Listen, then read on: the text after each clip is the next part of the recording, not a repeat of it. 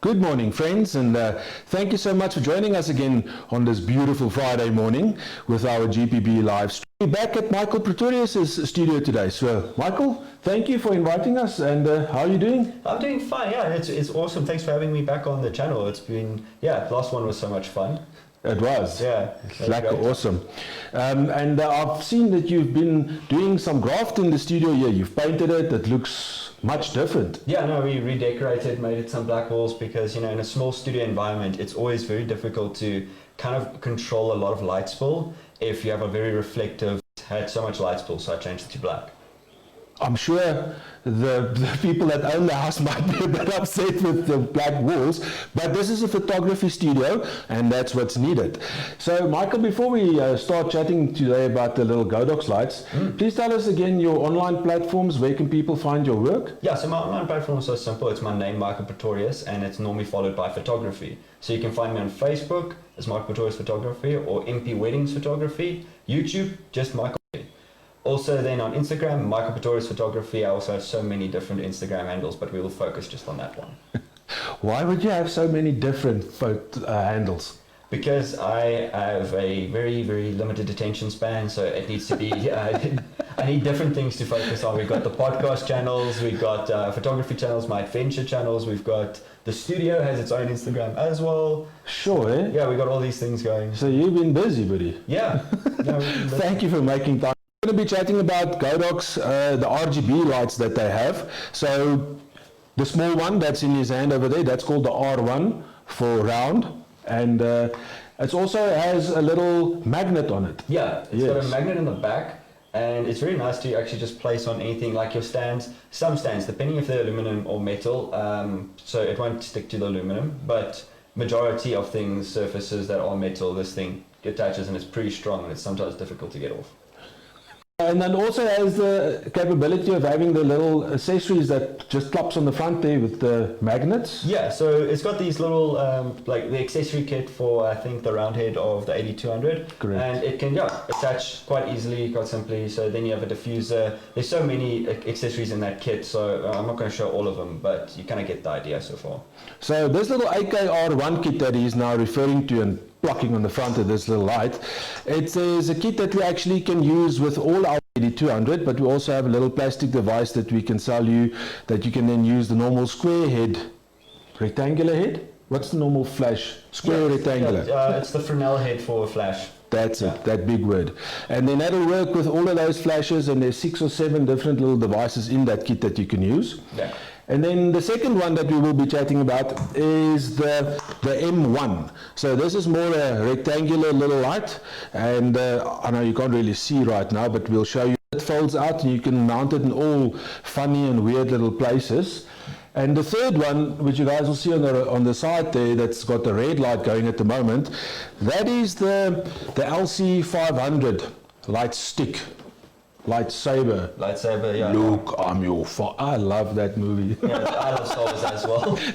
So we have our own wands, and so these things are all RGB. So Michael, RGB. Green and blue, and through those primary colors you can actually get to the different other colors as well, like pinks, yellows and stuff like that. Technically we actually talk about CYMK, because that is the true way of actually getting to all the colors, but in the old ways of TVs and stuff like that, TVs used to always be RGB, and that's how they got their different hues and stuff like that, so you can different skin tones, different colors and stuff like that. So RGB just kind of means rainbow colors capable.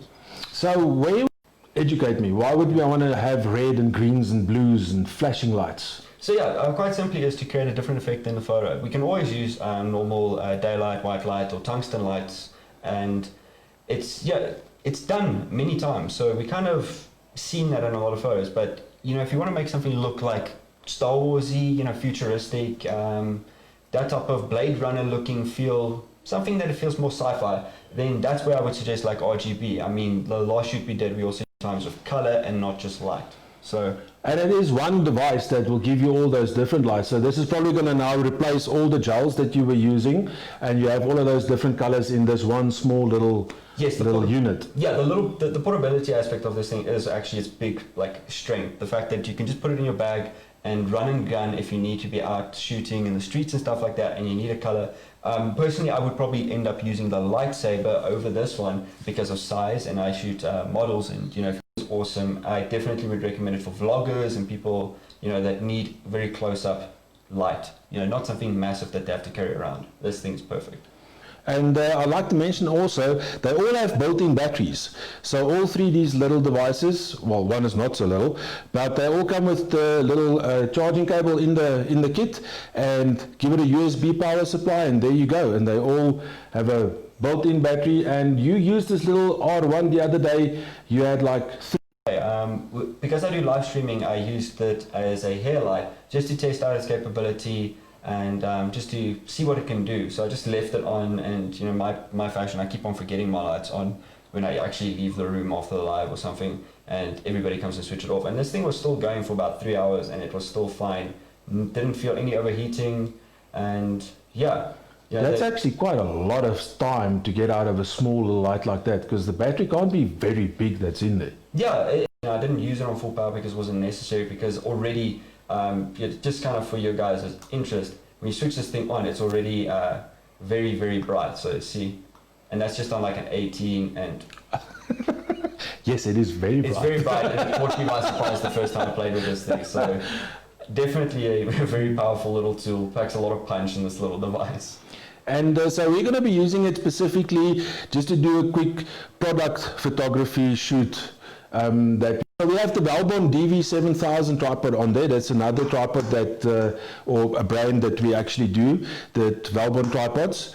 And we're going to just take a few shots, let you guys see what it is that we can do, different things that you can try with it. You can also use it for video photography. Yes, I think definitely it's much better for video. I think that's kind of its sole purpose because of its little spaces that it can actually get into. You can put it in little corners and stuff like that. And a lot of the functions, so this is like, it's got a very multifunctional tablet on it. So it's got a little bit of variety of different lighting styles, which I think is amazing. So that's where it will really come in handy in videos. For instance, it can do police lights, it can do ambulance lights, it can actually emulate a broken light bulb, fireworks, and one of my personal favorites, fire, and also a candle. So you can get that look of somebody, maybe next to a fire braaiing, or in the candle, like in a scary movie, holding the candle out looking for whatever made the noise in the house. And that's where I think this thing really comes in its own. So you mentioned your adventure channel. So if you were now sitting out there in the bush and you didn't have time to make a real fire, you can just have this on the side there, and it looks like you're knettering and making reg for a braai. Yes. Yeah. Well, the thing is that what we're planning on using this thing for is specifically that. We actually have a video that we're going to be shooting out in the bush, and sometimes it's very difficult to kind of balance fire with with the night, without having to kind of compromise a lot on the camera settings. Because the fire is bright, but then you need to make a really big fire, and we're not looking to make a large fire. So having one of these for nice close-up shots to kind of give the feel that the person sitting next to the fire is definitely going to come in handy. So I'm definitely going to use this for that. And all those different settings, like the ambulance and the TV, that's all things that you can actually now use in a set or a scene that you build.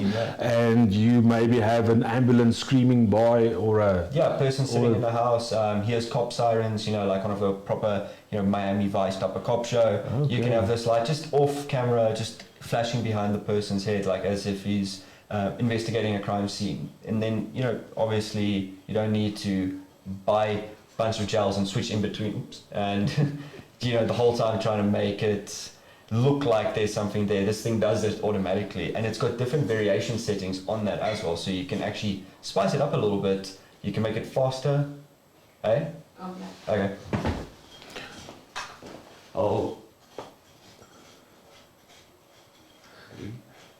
Just a moment, guys. The technical hojas is jumping out and wanting to ruin our day. Like that. Cool. There we go. Sorry for that little hiccup. Yeah. But What would a shoot be if it was just perfect, eh? Exactly, yeah. It can't just work like that all the time. It's not supposed to. Exactly. Yeah, so for instance, just to kind of show you guys, let's just dial that bright light down It is a little bit. quite crazy how bright that thing is, eh? For such Yeah. a small little thing. Yeah, it's insane. So you can also, like we discussed earlier, the RGB on it, from different RGB to different saturations as well. So you can, it doesn't have to be such a punchy color. So you can even turn it down a little bit, which to me is great. I just keep it fully saturated, but I definitely can see the use for being able to control the intensity of the color. So, for instance, this is lightning, which you guys can see, and we're going to just pick the more obvious ones. This is candle, that's fire now, and police. So you can change the frequency of this. So this is level 3 of frequency, this is level 1, That is... this is level 2, and they're all randomized settings to emulate different scenes that you've seen outside, like from a police car and all that. So yeah, that's something I definitely think is a really cool feature, and can definitely see it being used in video sets. It's amazing little lights, these, and it's pushing a lot of money into the research and development and coming up with these amazing things to make photography even more interesting. Yes, and also what I like about it is actually making photography more accessible to amateurs, getting more new blood and new talent coming into the field. Because getting something like this back when I was looking at them was really much out of my budget, because you had to get very sophisticated lighting equipment with different channel boards and stuff like that just to make the light do these. I've seen people for making police lights make two RGB or two LED panels and then putting gels over it and then just spinning it around to create a ambulance or cop scene. So this just makes it so much more accessible, and such a tiny size, you can make something really cool.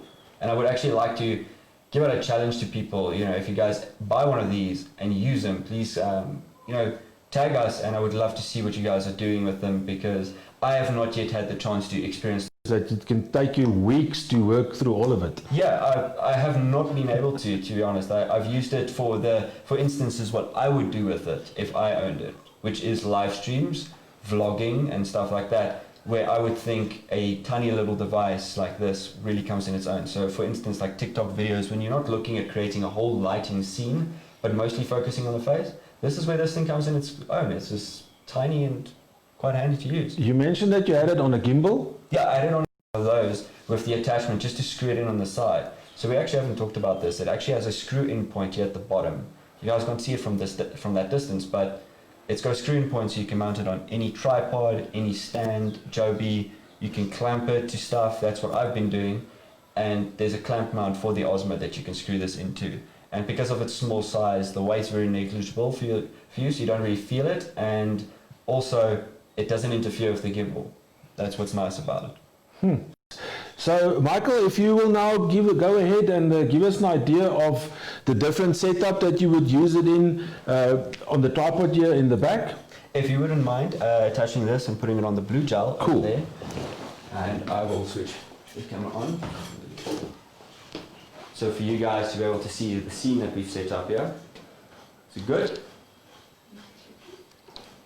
Cool. It's actually easier already on here. Right, I have it locked and loaded, and you said you wanted the blue light. Yeah, the blue light. So just change the color mode one more time and just change the saturation.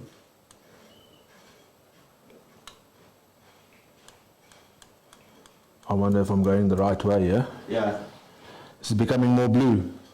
it is. There we go. Cool. Should be fine.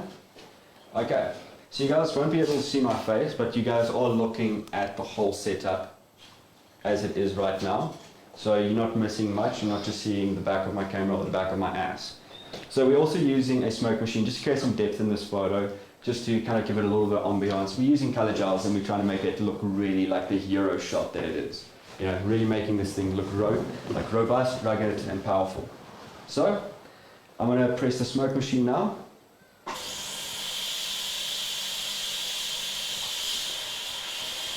We're going to take some photos.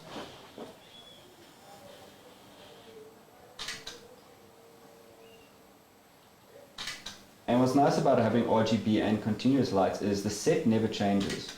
So the light never changes, it doesn't flash. You can, what you're seeing there and what you're seeing on your camera, it will continuously be that. It looks amazing with this, the different color light just flowing through the smoke like that. Eh? Yeah. I don't know how it's gonna be left over. Yeah, so we'll just wait for it to dissipate a little bit. I'm just going to fan. Ideally with a smoke machine you want to use a fan, but the fan interferes with audio quality, so there we go. So these shots that you are taking now, this is typically what you would be doing if you were doing a product shot for us as a company now and we wanted you to feature this DV7. For products is you would end up having, I'll sit back down for a bit, you'll end up having stuff like product packing shots, which in general means just a white background, stuff that you would see on Takealot and stuff like that, which again LEDs help a lot with because what you see is what you get. Okay. Versus having this type of shot, I think is more Instagram or marketing based photos, really showcasing the interesting parts of the product, not just the product, the interesting part of the products, which I think is, yeah, it's where this is the type of lighting setup I would use for that. Okay. Because for me also color gels, if you think about the brands, GPB has a lot of reds in their logo, or your guys' logo, so that's why I would use red as the predominant color right now. For instance, if I was shooting a Godox product, I would use color gels more in the orange department because that's more their color. All right. It's just a way of thinking about marketing. Just I suppose it is important, logo and their feel and their look, because you can't just now clash with it because you have something different in mind. Yes, definitely. So now the setup that you've done here today, you are using, we're using 3 lights. Yes, we're using a 3-light setup. And then you're also using this diffusion on the side here to just make it a bit softer. Yes. So if we can just switch back to the photo scene, then I can explain it for you guys a little bit more, why we've done it a certain way we've done it. You will see the red RGB one that is being diffused by a shower curtain, so cheap DIY option. You don't need something expensive to make that happen and make it a really cool looking photo. And the reason we're doing that is just so that it actually gives a little bit of a softer wraparound look on the tripod legs, because it is a cylindrical object already and you don't want harsh lines on it. We're not looking for a rim light, we're looking to showcase the roundness of the legs. And obviously the angle that we're using it from is obviously, like I said, the logo of GPB is red.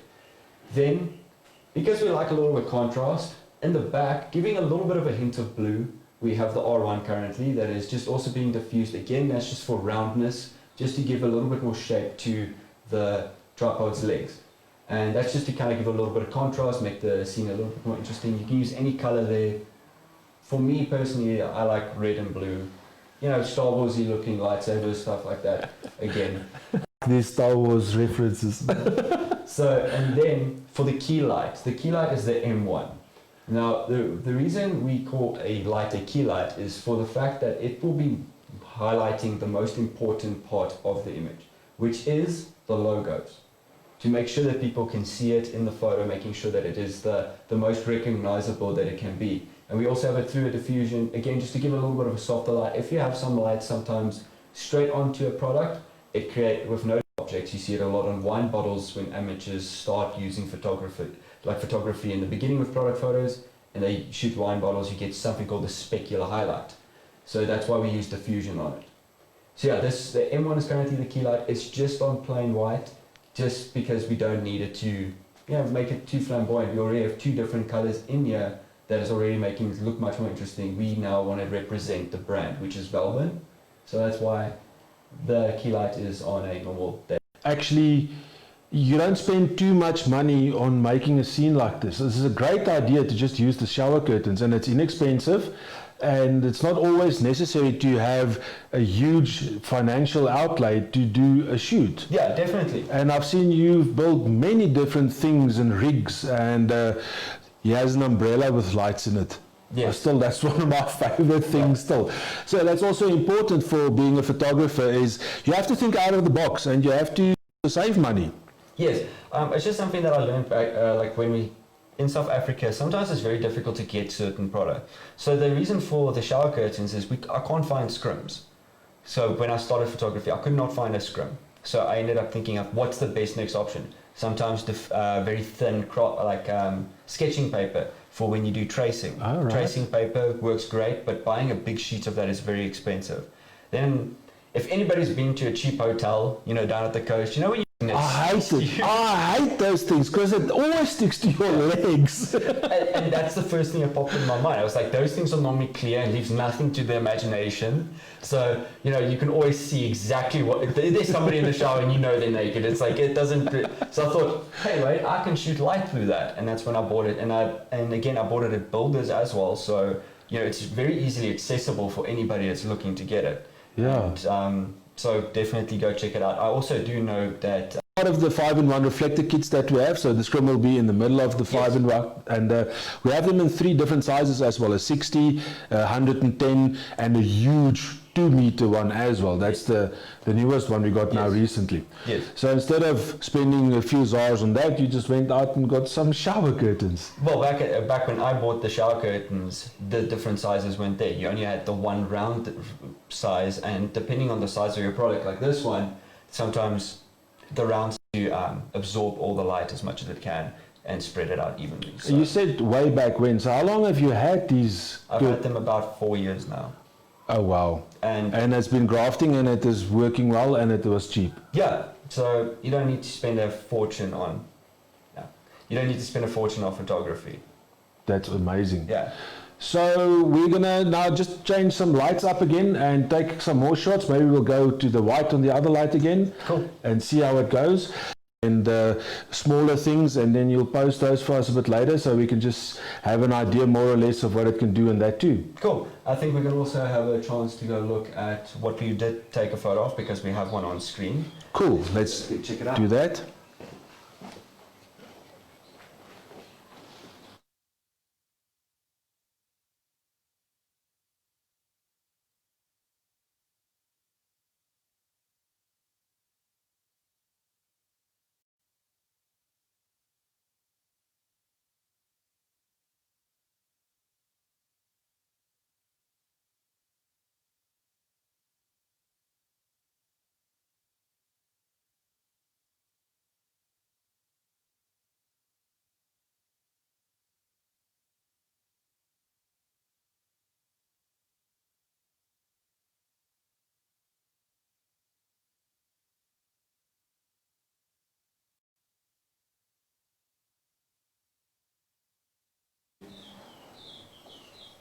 Cool. And we back. Yeah. There we go. So now we can quickly just show people what the photo was that we've taken. That's on the screen. Cool.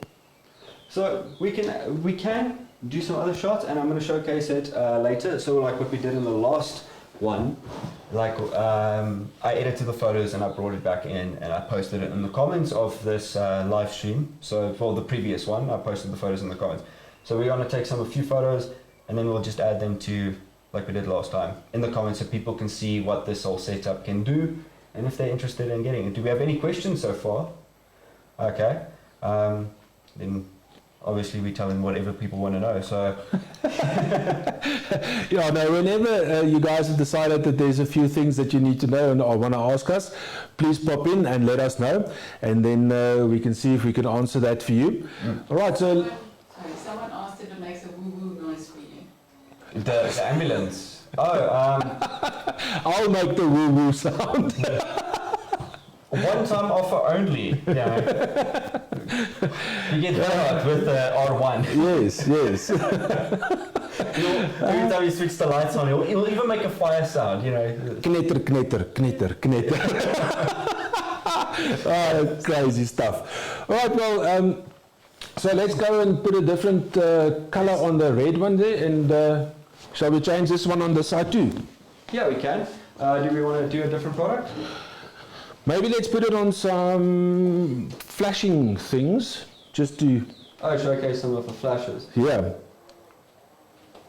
So I am now on the cop setting. On the cop setting? Yes, I think so. It looks like it.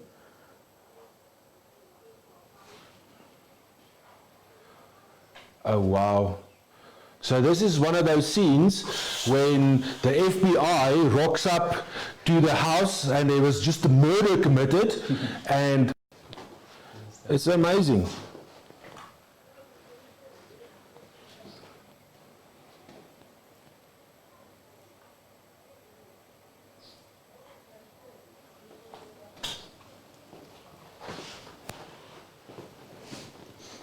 So, we're going to take a little bit of video now, just to kind of showcase, and I'll add the little video as a clip at the in the comments section for you guys, to show videography, because that's where I do think the light is definitely going to come in its own. So basically what we have now is two settings. The one is on the police siren setting, and the other one is on the ambulance setting. Fun fact, the way you know that is because of the colors that are being represented currently. I would not have known that. As you can see, the left side has got red and white, which is more ambulance, and blue and red, which is cops. So yeah, let's add some smoke, making that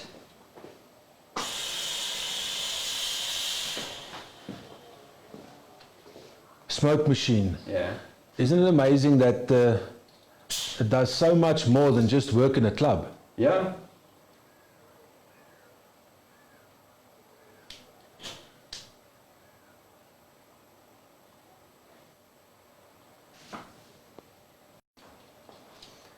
So legit, this is where I think this light comes in its own, is to create a mood for a video or a scene, like what people have Dim done. that other light a in little TikTok. bit. Yeah, I'll dim this a little bit. So like for TikTok, if you're trying to make a very interesting looking TikTok, I would definitely say this is where these lights will come in its own.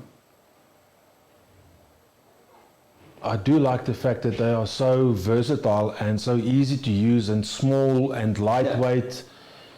Well, just had the R1 in my bag, and then if I wasn't using it, I just put it in my pocket.